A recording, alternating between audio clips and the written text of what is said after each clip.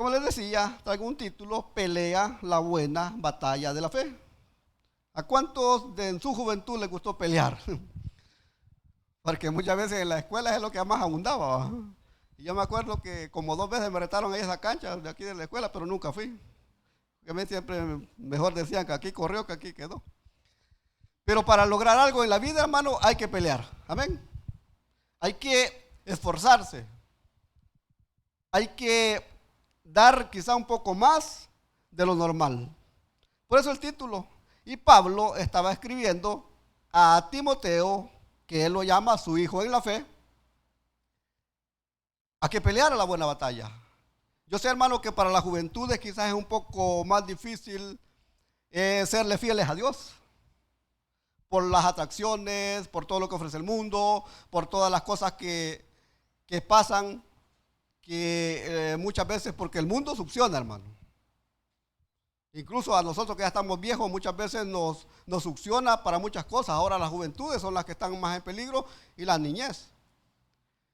Pero como les decía, y si usted se fija, ahí tiene como título, y comienza en el versículo 11 y dice: la buena batalla de la fe. Y el apóstol le dice: más tú, está hablando a Timoteo, hombre de Dios. ¿Cuántos hombres de Dios sabemos aquí? Dice: huye de estas cosas.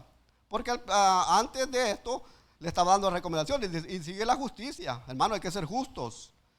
La piedad, la fe, el amor, la paciencia, la mansedumbre. Por eso el versículo 12 le dice: pelea la buena batalla de la fe. Echa mano de la vida eterna. ¿Por qué, hermano? ¿Por qué le estaba diciendo esto el apóstol Pablo? Porque muchas veces hay personas, y esto, hermano, pasa en todas las congregaciones, que un día estuvieron en iglesias, pero luego, por diferentes razones, motivos o circunstancias, se alejaron de los caminos de Dios. Por eso le estaba dando esa recomendación. Y esa recomendación es para cada uno de nosotros. Hermano, muchas veces hay personas o hay hermanos que dicen: bueno, pero ¿por qué la iglesia es así? ¿Por qué tales personas son así? Hermano, yo siempre le voy a decir algo: vengamos a buscar a Dios. Vengamos con el objetivo de adorar a Dios. Dejemos que las demás personas hablen, hagan lo que quieran, pero usted venga a buscar a Dios. Y manda instrucción, hermano: toda persona está sometida a diario en luchas en su mente. Porque ya se le ha explicado que el mayor campo de batalla es nuestra mente. Aquí es donde llega todo. Los malos pensamientos, las concupiscencias, los homicidios, ¿cómo se llama? Toda la cosa llega a la mente. Y desde el momento en que usted y yo despertamos, un nuevo día, una nueva oportunidad, comienza esa lucha.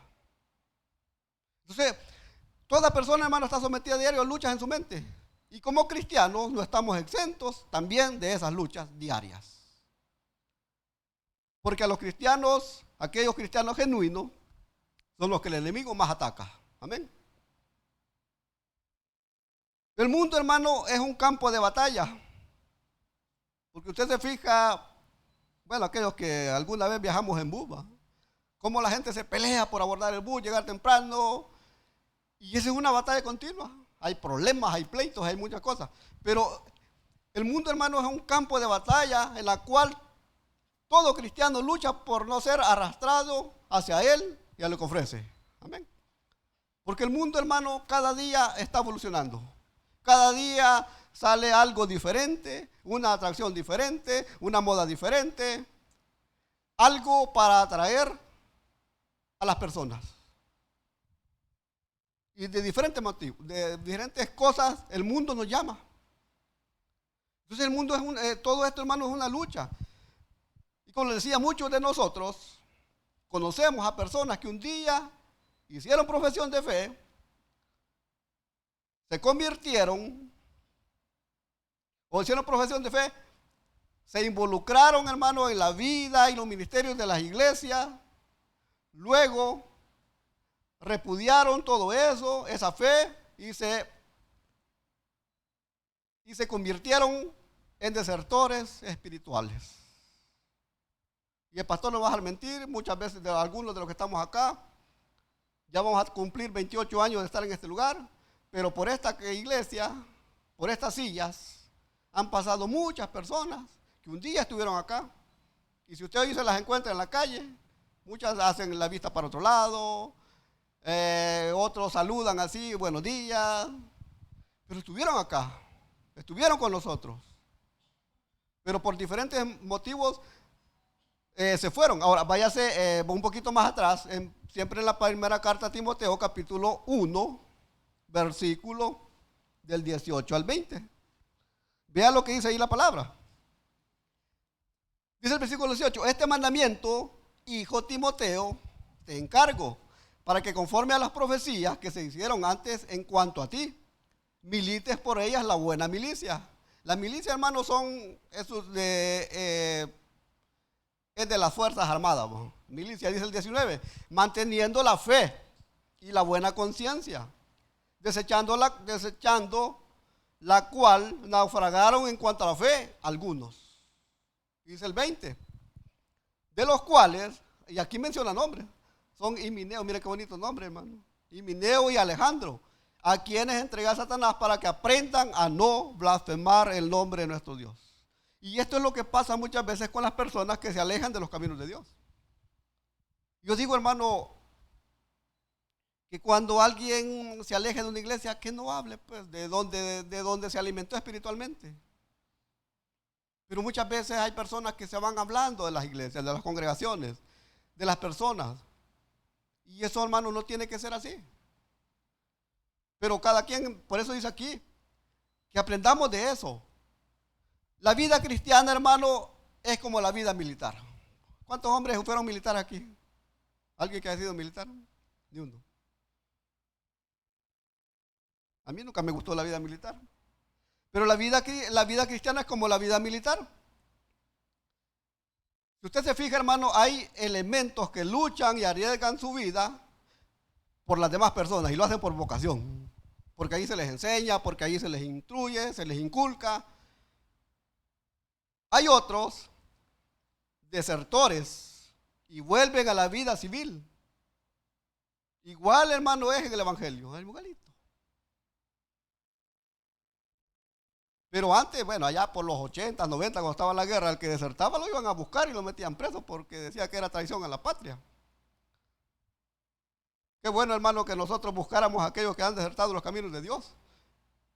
Porque no hace que sea traición a la iglesia, sino que ha sido traicionado a Dios, ¿verdad? A Jesús.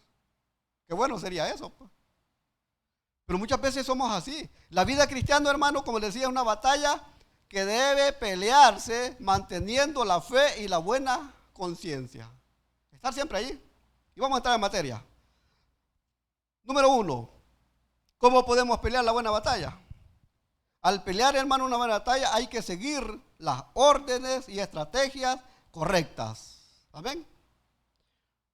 Porque, como decíamos, el mundo está convulsionado, andan ofreciendo cosas diferentes, hay sectas que andan ofreciendo cosas diferentes que no tienen nada que ver con la vida cristiana o con Jesús. Por eso hay que seguir las órdenes y estrategias correctas. Váyase allá a Josué capítulo 5, al libro de Josué capítulo 5. Vamos a leer del versículo 13 y 14. Dice, tiene como título Josué y el varón con la espada desenvainada. Dice, estando Josué cerca de Jericó, alzó sus ojos y vio a un varón que estaba delante de él, el cual tenía una espada desenvainada en su mano. Y Josué, yendo hacia él, le dijo, ¿eres de los nuestros o de nuestros enemigos? Él respondió, no, mas como príncipe del ejército de Jehová he venido ahora. Entonces Josué, postrándose sobre su rostro en tierra, le adoró y le dijo, ¿qué dice mi señor a su siervo? Muchas veces, hermano, erramos en la vida, no porque no tengamos quizá buenos propósitos, sino porque muchas veces nos dejamos influenciar por personas que quizá con buena o mala intención aconsejan. Y usted, hermano, usted sabe, muchas veces los enemigos siempre quieren el mal de uno, ¿va? Y muchas veces por eso le aconsejan malas cosas, aunque saben lo que va a pasar. Entonces, este relato, hermano, este relato comienza con la conquista. Porque ya si usted se va al capítulo 6, ya dice ahí la toma de Jericó, donde comienzan ya la conquista del pueblo de Dios de la tierra prometida. De aquella tierra que Dios les había prometido, que Moisés no pudo llegar por lo que pasó. Pero aquí comienza, hermano, el relato de la conquista y empieza con la aparición. Ahí dice el príncipe, pero también otra versión dice el capitán del ejército del Señor, que muestra, hermano, que Dios y no Josué tiene el control de todo. ¿Cuándo decimos amén? Que nosotros podemos tener el control de algo, pero el control absoluto lo tiene Dios. Y el control de nuestra vida, de nuestro ser, de nuestros pensamientos, de todo lo que nosotros somos, el control lo tiene Dios. Amén. Porque Él sabe el tiempo que nos va a dar, Él sabe cuándo nos va a bendecir. Aunque nosotros, hermanos, se lo pidamos, Él tiene su tiempo.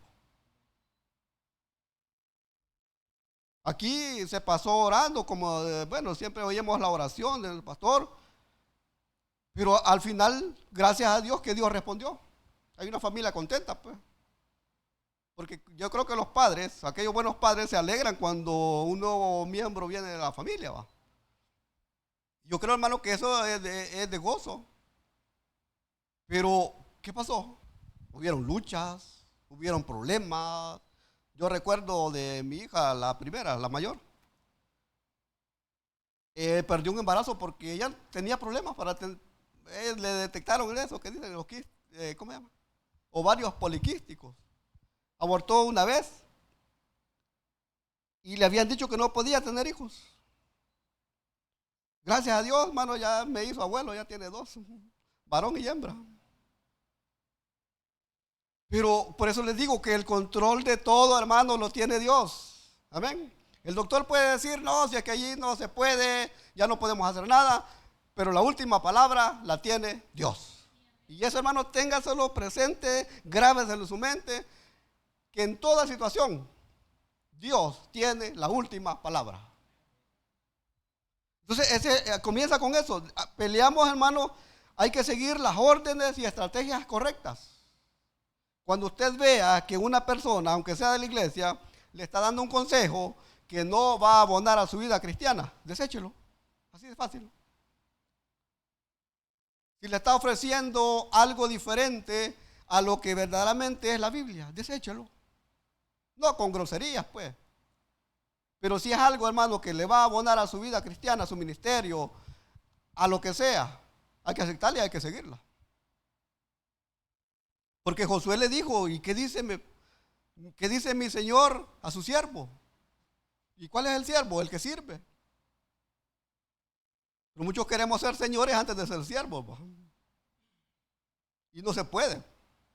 Entonces, ese es uno de los problemas, hermano. Número 2, ¿cómo pelear la buena batalla de la fe? Identifiquemos bien quién es nuestro enemigo. Nosotros podemos conocer a nuestros enemigos carnales, ¿va? Muchas veces los evitamos o ellos nos evitan, pero nuestros enemigos, el enemigo principal, hermano, no es visible, sino que es un espíritu, y es el del enemigo, Satanás. Váyase allá a Efesios, carta a los Efesios, capítulo 6, versículo 11 y 12. Y aquí tiene como título la armadura de Dios. Ya se ha hablado mucho de eso. Dice el versículo 10. Por lo demás, y aquí este hermano está hablando a cristianos. ¿Cuántos hermanos en Cristo hay aquí? Dice, por lo demás, hermanos míos, fortaleceos ¿en quién? En Dios. Fortalezcámonos en el Señor. No lo fortalezcamos en otras personas. Porque muchas personas para salir del compromiso le damos una palmada, hermano, todo va a salir bien. Aunque sepamos que no. Pero aquí le está diciendo, fortaleceos en el Señor y en el poder de su fuerza. ¿Cuánto creemos que Dios tiene poder? Dice en el versículo 11. Y aquí están las recomendaciones. Vestíos, ¿de cuánto, hermano? Toda la armadura de Dios, dice. Para que podáis estar firmes contra las acechanzas ¿de quién? Del diablo. Como les digo, nosotros a los enemigos seculares, humanos, los podemos ver. Y los podemos evitar. Pero las acechanzas o los ataques del enemigo, de Satanás, no los vemos. Y si usted y yo no estamos preparados espiritualmente, nos va a pegar una gran revolcada. Por eso aquí le está recomendando, dice, para que podáis estar firmes. ¿Y qué es estar firme, hermano? No moverse. Mire estos grandes vientazos que han estado pasando. Nosotros tenemos ahí un palo de coco. Ya está alto. Y hay veces, hermano, que yo pienso que se va a caer. Porque se dobla. Pero cuando ya pasa el viento, ya está otra vez firme. Han pasado grandes ventarrones y todo. Así deberíamos de ser nosotros. Que a pesar de lo que pase en nuestra vida, debemos de estar firmes. Y dice aquí, dice el versículo 12, y este es el que me interesa. Dice, porque no tenemos lucha contra sangre y carne. La carne la vemos cuando es el enemigo. Dice, sino contra principados.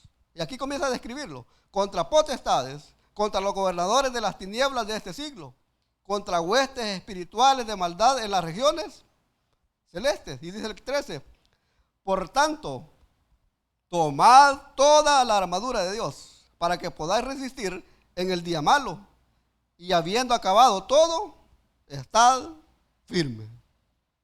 Porque el enemigo, hermano, si usted le gana una batalla espiritual, se va a preparar más para el siguiente ataque, va a ser más letal, amén. Va a entrar más con todo, va a ocupar nuevas tácticas para quererlo derribar, para querer ganar la batalla.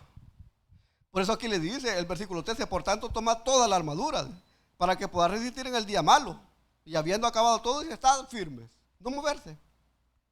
En lo espiritual, hermano, debemos de estar alertas y preparados, porque cuando menos lo esperamos, el enemigo lanzará sus ataques. Amén. Cuando más descuidados estamos en lo espiritual, que ya no oramos, que ya no leemos la palabra, que ya no nos congregamos, que ya no cantamos alabanza, nos estamos perdiendo la vitalidad espiritual. Entonces, allí es cuando más propensos estamos para que el enemigo nos derribe. Aquellas personas que toman Ensure, ¿cómo se llama de volado?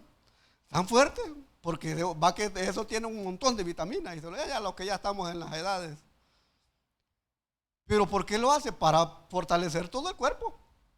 Entonces, ¿cómo llegan los ataques, hermano? Por medio del miedo. ¿Cuántos somos miedosos? Y sin un ataque del enemigo. Amén. ¿Por qué más llega?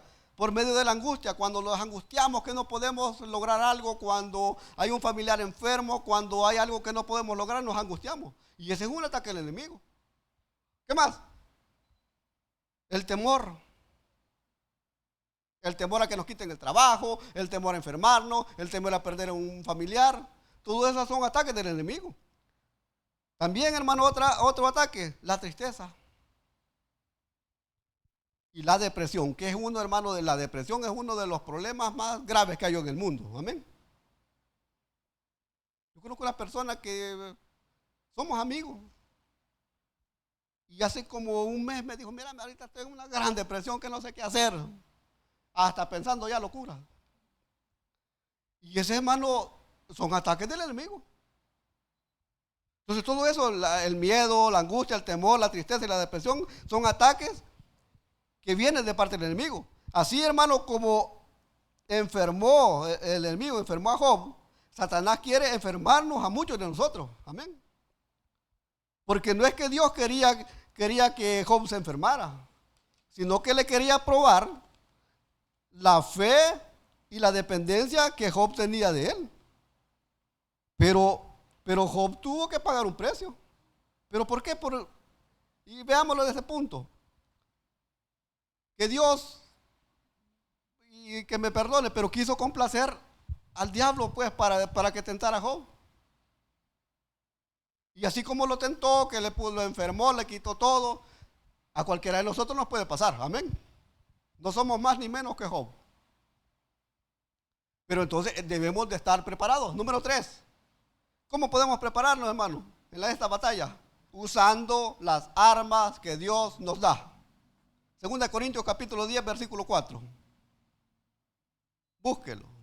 ¿Qué es lo que dice? Porque las armas de nuestra milicia, ¿qué son, hermano? No son carnales. ¿No lo está leyendo ahí? Dice, sino poderosas en Dios. ¿Para qué, hermano? Para destrucción de fortalezas. Las armas que Dios nos da no son carnales. Dichosos aquellos que, ¿cuántos usaron lo que le decían ondillas para matar pajaritos? Yo una vez solo un pajarito maté en mi vida con una ondilla, después ya no quise, porque me dio lástima. Pero usaron eso como arma. Los corvos, usaron como arma, ya después ya vieron armas más que se pueden ver, que se pueden usar, la bomba atómica. Pero nosotros como cristianos, dice, porque las armas de nuestra milicia no son carnales, sino poderosas en Dios, dice, para destrucción de fortaleza. ¿Y cuál es la fortaleza? Aquellos garitones, donde el enemigo estaba allí resistiendo los ataques. En la guerra, hermano, no solamente un bando es el que ataca al otro, sino que allí están viceversa, ¿va? Y a ver quién tiene mejor tecnología, quién tiene mejores armas, quién tiene mejor estrategia, es el que gana. Entonces así es en la vida. En la batalla de la fe, hermano, pasa lo mismo. El Señor nos ha dejado armas para responder espiritualmente contra los ataques físicos y espirituales. Porque muchas veces, hermano, las enfermedades no vienen de Dios, sino que vienen de parte del enemigo. Porque él llega al cielo todavía y le dice, el hermano Josué es esto, y yo tengo derecho a hacerle esto. Y muchas veces Dios cuando da permiso. Y esas armas, hermano, tienen dos características. Número literal A, no son carnales, sino poderosas en Dios. Es decir, que están por sobre todo lo que terrenalmente pudiéramos hacer. Pues ahí lo dice. Dice que no son carnales, sino poderosas en Dios. Están sobre cualquier medicina, por sobre cualquier tratamiento humano o sobre cualquier tecnología y por sobre la capacidad económica de cualquiera de nosotros. Pero si usamos esa arma. Pero muchas veces nosotros queremos solucionar el problema hipotecando la casa, vendiendo el carro, para solucionarlo ya. Y se nos olvida las armas que Dios nos ha dado para soportar los ataques. ¿Es cierto, hermano? En lo humano siempre pensamos solucionar las cosas. ¿Va? Número dos. La siguiente característica, destruyen fortalezas. Tienen un alto poder, hermano, destructivo, esas armas que Dios nos ha dado, en contra de toda arma o fortaleza que pueda estar en contra nuestra, sean físicas o espirituales. Esas son las armas de nuestra milicia, las que Dios nos ha dado. Y estas armas son, hermano, ya voy finalizando, la oración personal, una de las armas. Mateo 6:6. ¿Qué es lo que dice? La oración personal. ¿Cuántos oramos diariamente? No me conteste. Dice, mas tú, y está hablándole a una persona. Cuando ores, entra en tu aposento y cerrada la puerta, ora a tu Padre que está en secreto. Y tu Padre que ve en lo secreto, te recompensará en público. Pero esa es la oración personal. Esas son una de las armas, de las características que están, la oración personal. No nos olvidemos, hermanos, de la oración. Porque cuando más confiados y más bien lo sentimos, llegan los ataques. Y después no hayamos qué hacer. ¿Cuál es otra arma, hermano? La oración de intercesión. Santiago capítulo 5, versículo 14 al 16. Dice, ¿está alguno enfermo entre vosotros? Llame a los ancianos de la iglesia. Y aquí, hermano, no se refiere a aquellos que ya tenemos canas, a aquellos que ya estamos quedando pelones. No, los ancianos son aquellos más entregados a Dios. Aquellos que usted le ve que oran, que trabajan para la obra de Dios. A eso llame. Dice, ¿está alguno enfermo entre vosotros? Llame a los ancianos de la iglesia y oren por él, ungiéndolo con aceite en el nombre del Señor. ¿Qué es lo que hizo la hermana Saraí? Le dijo al pastor, mira, hay un problema. Unámonos en oración, porque también ella oraba, ¿o no? Sí, va. Entonces, esa es la oración de intercesión. Estaban intercediendo por una causa, estaban intercediendo por estos hermanos que estaban enfermos y por el fruto que estaba en su vientre. Esa es la intercesión, dice el versículo 14. Y la oración de fe sanará al enfermo, y el Señor lo levantará. Y si hubiera cometido pecado, le serán perdonados. El 16. Confesaos vuestras ofensas unos a otros y orad. Y mira, hermano, aquí está el problema. Orad unos por otros. Y eso es lo que muchas veces cuesta. Para que seáis, dice, sanados. No quizá una sanidad física, sino que las sanidades muchas veces espirituales que tenemos. Porque muchos venimos arrastrando problemas en nuestro corazón que nadie más lo sabe, solo Dios y nosotros. Y muchas veces no queremos soltar eso, no queremos que Dios sane esas heridas espirituales que tenemos. Entonces dice, y la oración eficaz del justo puede mucho. ¿Cuándo dicen amén? Ya vimos la oración personal, la oración de intercesión. Ahora, hermano, la oración en familia. Mateo 18, 19. Dice, otra vez os digo, que si dos de vosotros se pusieran de acuerdo en la tierra acerca de cualquier cosa que pidieren, cualquier cosa, hermano, oiga, cualquier cosa, le será hecho por mi Padre que está en los cielos, en la familia, la oración familiar, que siempre se ha enseñado aquí, va. ¿Qué más? Otra arma, el poder de la palabra de Dios. Primera de Pedro, capítulo 4, versículo 11. Dice, si alguno habla, hable conforme a las palabras ¿de quién? De Dios. Si alguno ministra, ministre conforme al poder que Dios da, para que en todo sea Dios glorificado por Jesucristo. ¿A quién pertenece, hermano? La gloria y el imperio por los siglos de los siglos. Amén. Esa es la oración o el poder que tiene la palabra de Dios. Ahora también, hermano, la oración congregacional. Esta no se lo di. Mateo 18, 20. Dice, porque donde estén dos o tres congregados, allí estaré yo, dice el Señor. Entonces, como congregación también nos tenemos que unir en oración. Por las diferentes, fíjense, hermano, que me gusta eso que van a hacer mañana los jóvenes. Yo eso ya lo había pensado, pero lo hacíamos allá en el colegio de teología. Que pasaban los hermanos y todavía en una Biblia, la Biblia viejita que tengo allí, ando unos papelitos donde dice peticiones, colegio de teología, y allí ponen 5 peticiones. Y cada quien escribía ahí su petición y se les entregaba a esas personas y comenzaban a orar, les imponían mano a los papelitos y todo, y está bien, porque así debería de ser, hermano. Debemos de usar todas estas armas, la oración personal, la oración de intercesión, la oración en familia, leer la palabra de Dios y también, hermano, congregarnos. Para concluir, hermano, es necesario que como cristianos genuinos estemos listos para enfrentar los ataques del enemigo. Que no desertemos y que no desmayemos. Porque los que desertan son los cobardes. Y al final, hermano, de nuestra vida, decir como lo dijo el apóstol Pablo, allá en 2 de Timoteo, capítulo 4, versículo 7. ¿Qué es lo que dijo?